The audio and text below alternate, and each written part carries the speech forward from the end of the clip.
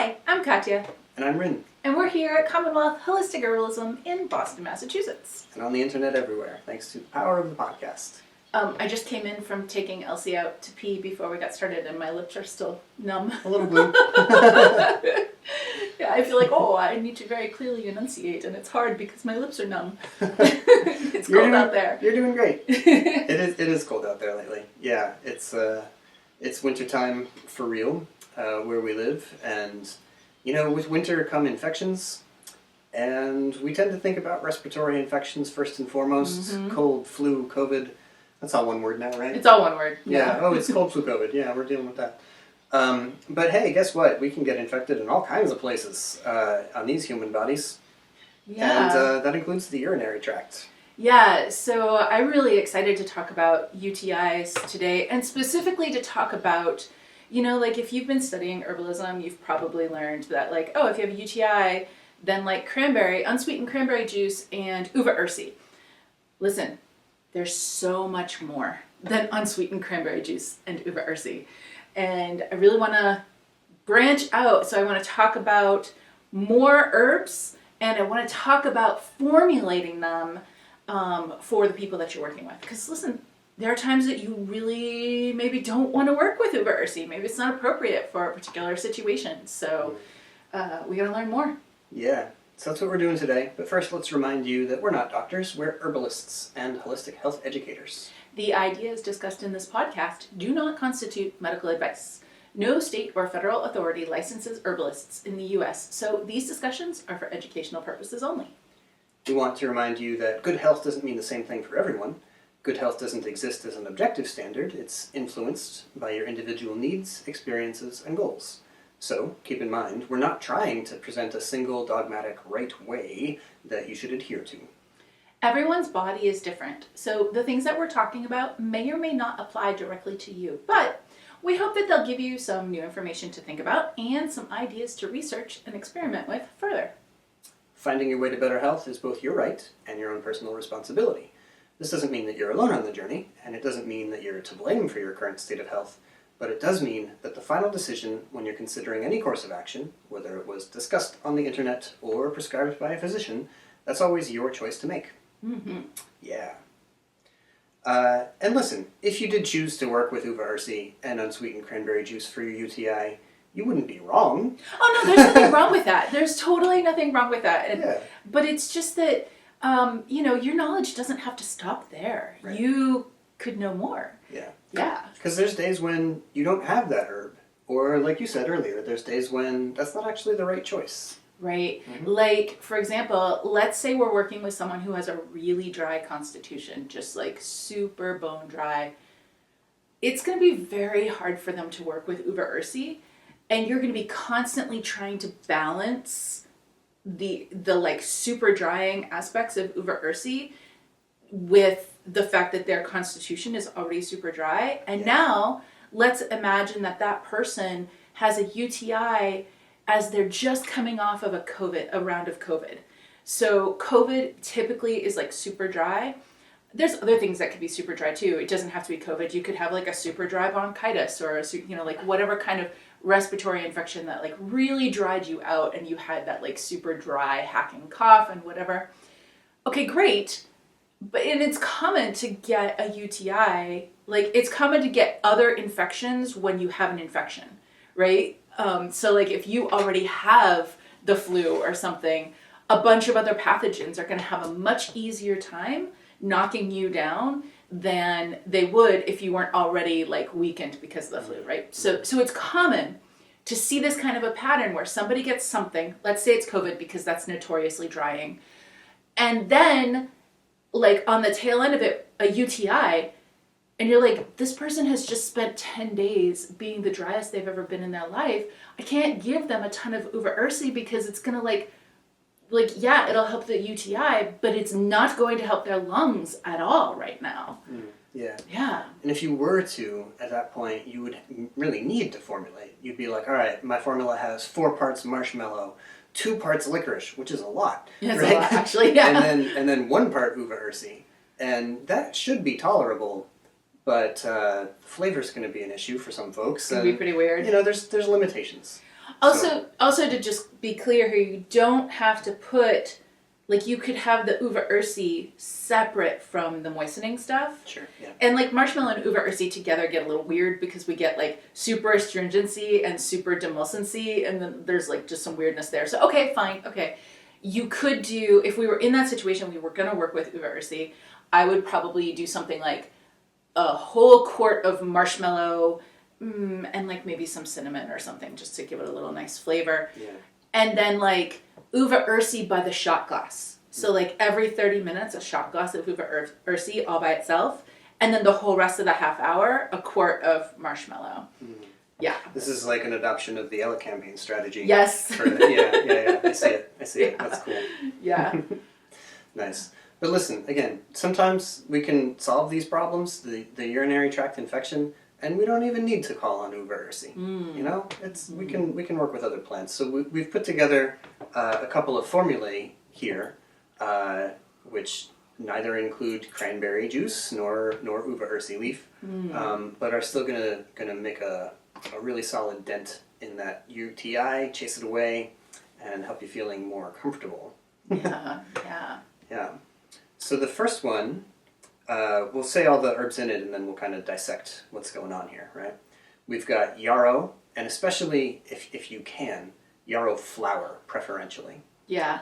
It does really, I feel it does really make a difference to have the yarrow flower, because you're going to get much more of the aromatic profile, and as we talk about this whole formula, we're going to talk about those aromatics.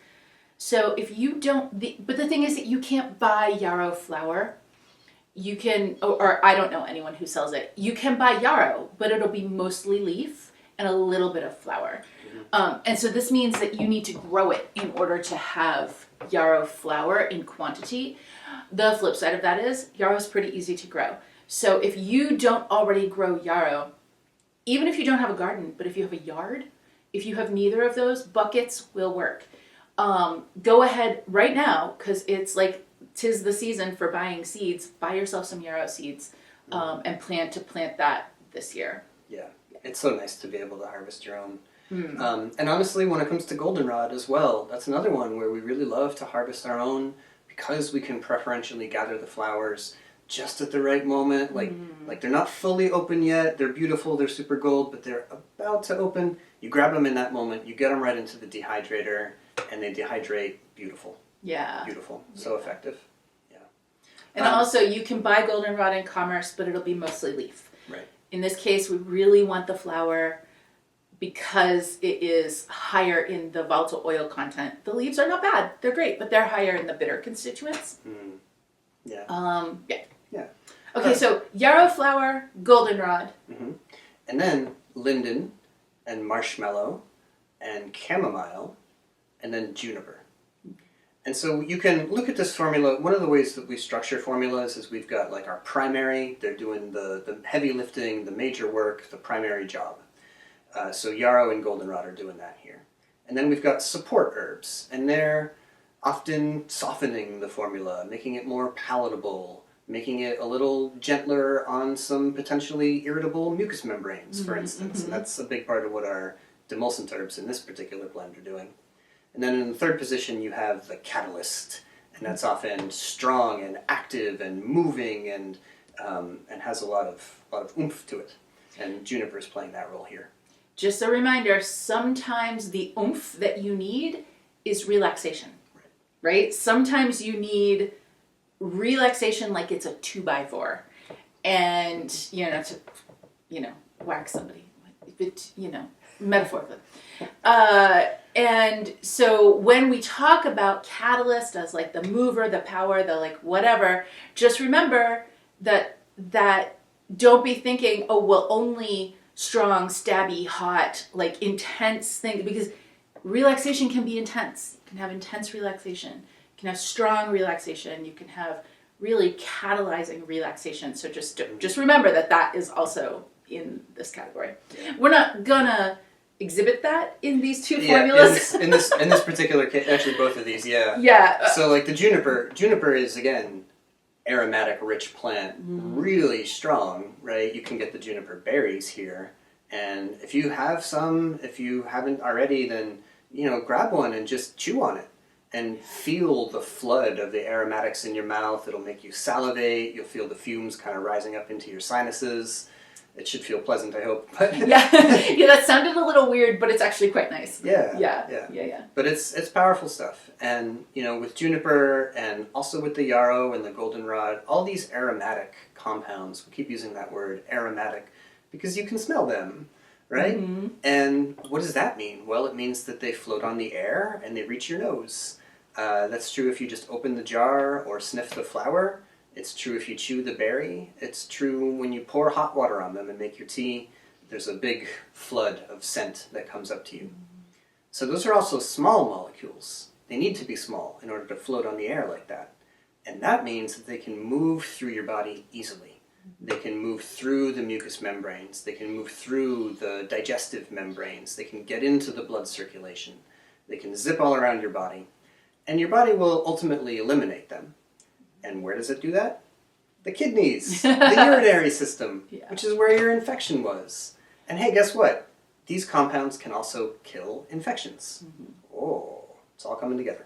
Yeah, really, when we're talking about volatile oils, like volatile components, these are almost always super antimicrobial.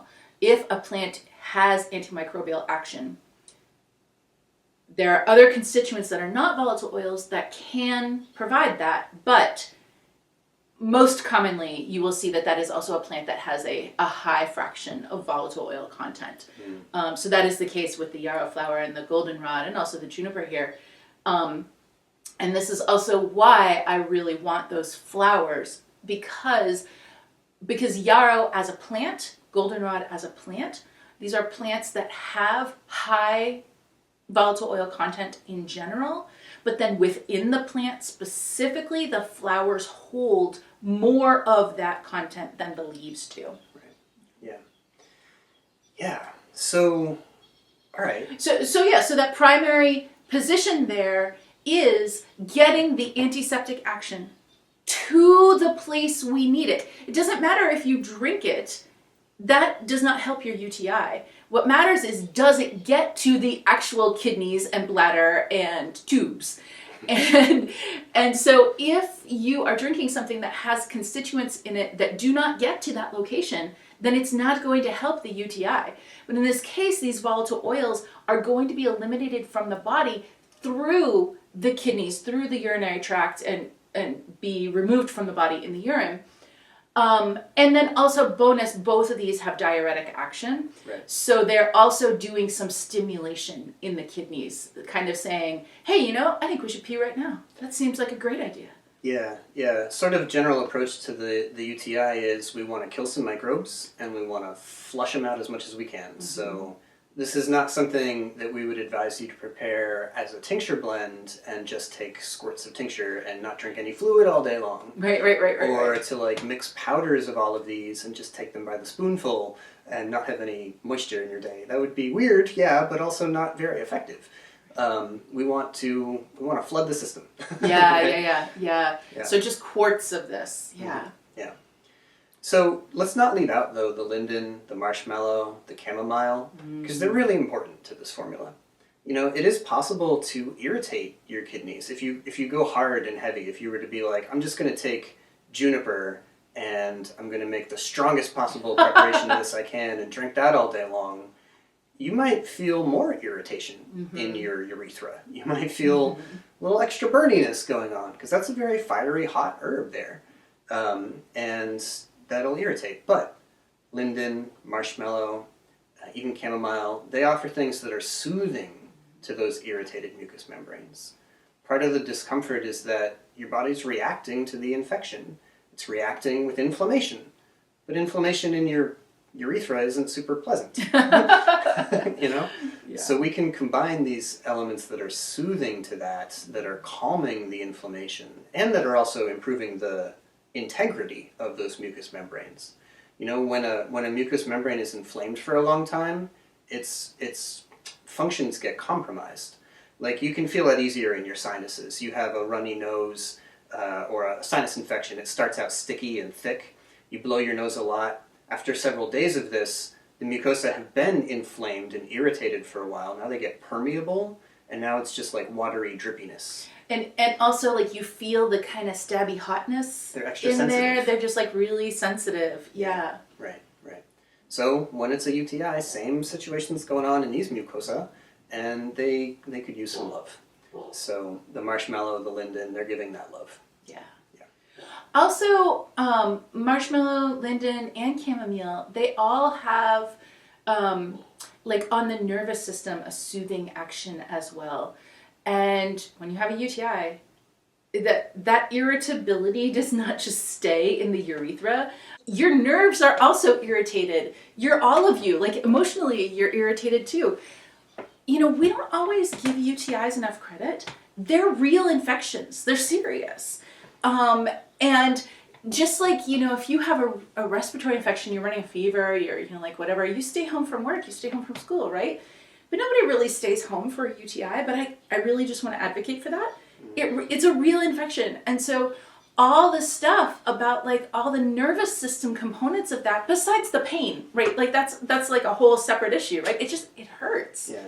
Plus pain leads to fatigue, Yeah. Like when it's there all day, this constant, like, it's irritated, it's uncomfortable, I can't quite find a good way to sit. Like that wears on you, that drags your energy down. Yeah. And your body generating the immune response to combat it takes energy, takes resources. Yeah. So, sleep is the secret ingredient in all of these formulae. Yeah, it's really true.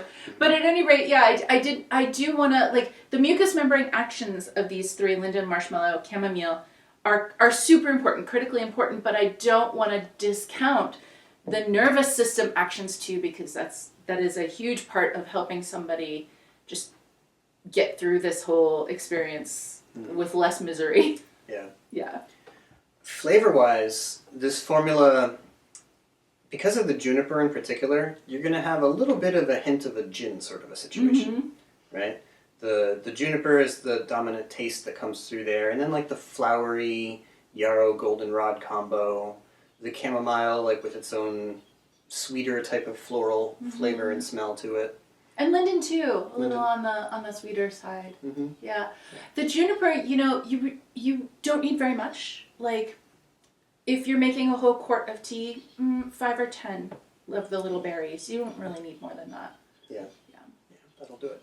And if you're feeling super irritable, or if you have compromised kidney health to begin with, maybe you have a UTI and also you have some kind of, like, low-grade chronic kidney inflammation going on.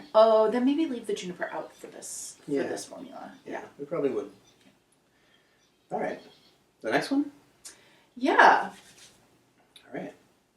So in this one, we're going to combine heather, calendula, marshmallow is going to reappear here, alongside catnip and fennel, and then cedar. Cedar. In this case, we're thinking of cedar leaf. Yeah. And by the way, when we say cedar, we're thinking of Thuja plicata. Yeah. Yes, because the word cedar can be used for Thuja species and Cedrus species and a couple of others as well.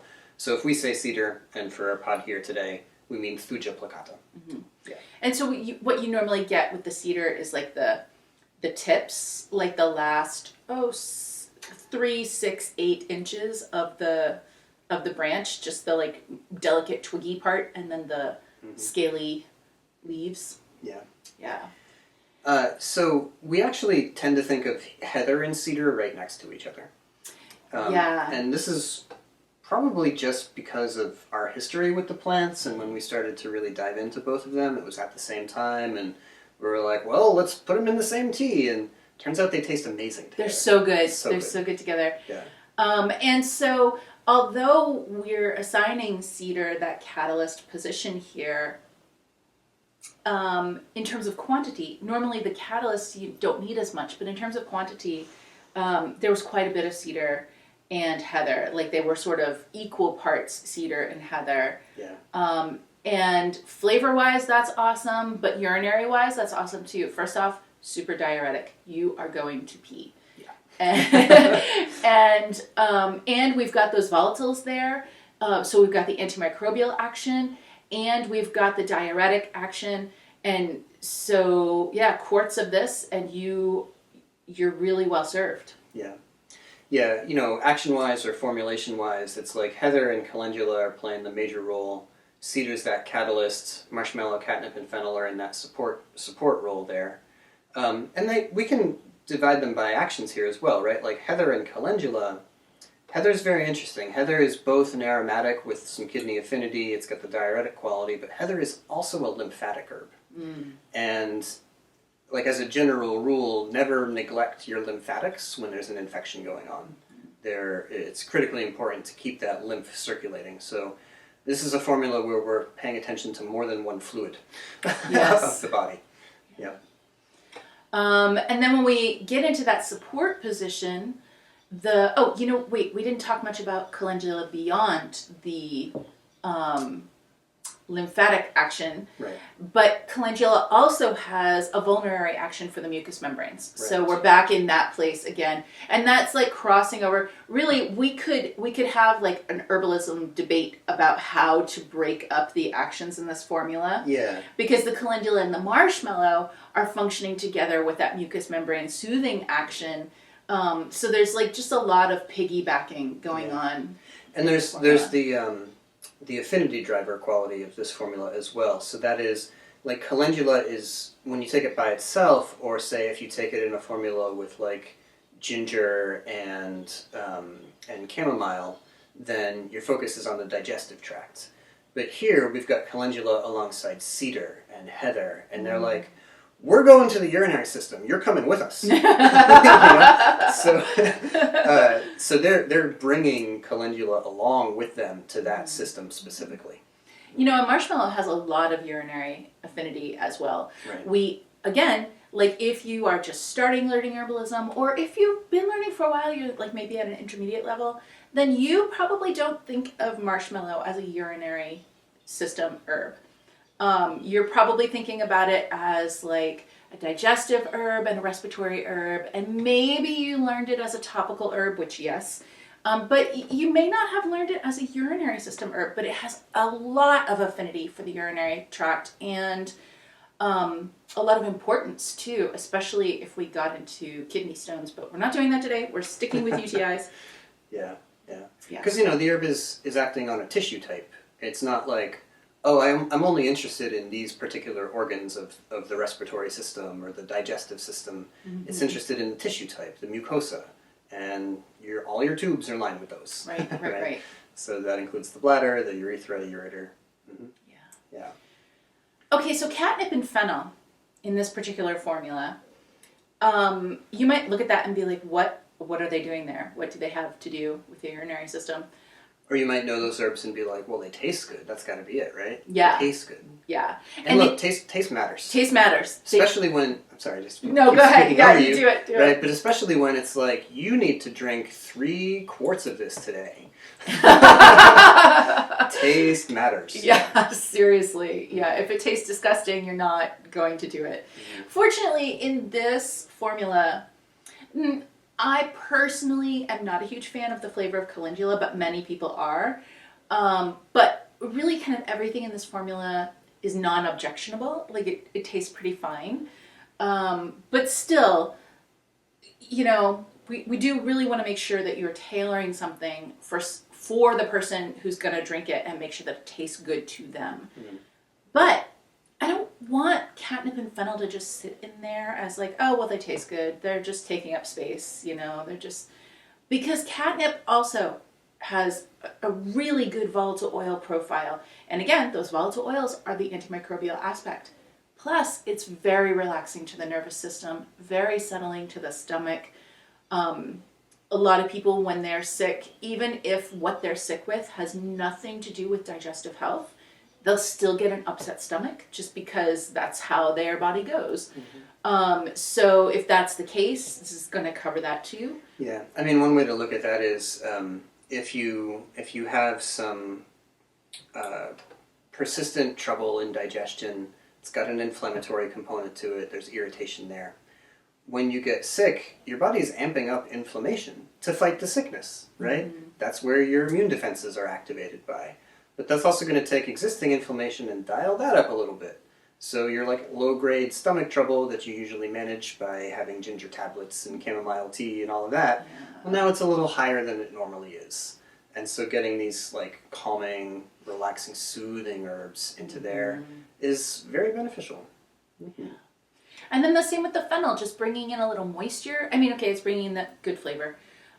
It also has volatile oil constituents, but it's also bringing in some moisture, bringing in some soothing action as well. So you can make something taste good with herbs that also serve your purpose. Mm-hmm. Yeah. All right. So you could remix these. you could combine all of these herbs together into one massive formula. That would be fine. You could say, well, I really want to emphasize this aspect in terms of taste, or I want to make sure I get a stronger presentation of fiery aromatics, and so I boost up this and that herb in here. That's all fine. Formulas are always flexible, at least in our opinion. That they're something you start out with, and then you adjust as you go. Yeah. You say, oh, I want to make the same basic thing, but increase the proportion of this herb and decrease that one, or swap out this one for another herb with similar actions and qualities and so on. Which actually this is, if you look at it, like these are the same formula. These are two formulas that are actually the same formula. Mm-hmm. And especially if you consider that the first formula, marshmallow, I'm actually specifying the leaf in that particular situation. Maybe that formula was for somebody who doesn't need quite as much moistening action. But then the second formula, I was specifying the root, and maybe that's for somebody who needs a lot more moistening action. Then you can really say, like, look, there's nothing repeated in these two formulas, and yet they are the same formula with the same collection of actions. Yeah. Yeah. That's the way to think about herbalism, really, is what are we trying to accomplish, rather than what herb cures UTI. Right. Okay. Yeah. What job are we trying to do, and who can help me get that done? Nice. Yeah. When you think that way, then you never have to worry, oh no, I'm out of stock. I suddenly cannot function as an herbalist. Like, nope, there's another herb who will do the job. Just think about the action that you need and who you know can do it. Yes. Nice. Yeah. All right. Well, if this particular topic is of great interest to you, then we encourage you to check out our Urinary Health course. Like all of our courses, it's primarily through video content, but you can also get the audio and put that on your phone, take a walk, and learn about kidney stones as you stroll through the forest. Yes. Like all of our courses, it also comes with access to our student community. There's discussion threads integrated in every lesson, so you can be watching a lesson, ask your question, get a response within a day. Mm-hmm. We've got PDFs, we've got quizzes for you, we've got all kinds of great stuff in these courses. We try really hard in all of our courses to accommodate as many different learning style types as possible, so that you can pick the style of resource that's going to work best for you to help you get that knowledge into your brain. Because listen, who has a lot of time to just sit and study flashcards? It's A, boring, and B, not actually the best way to learn. So we try to just have lots of resources that you can just select the one that feels most comfortable for you to learn with. Yeah.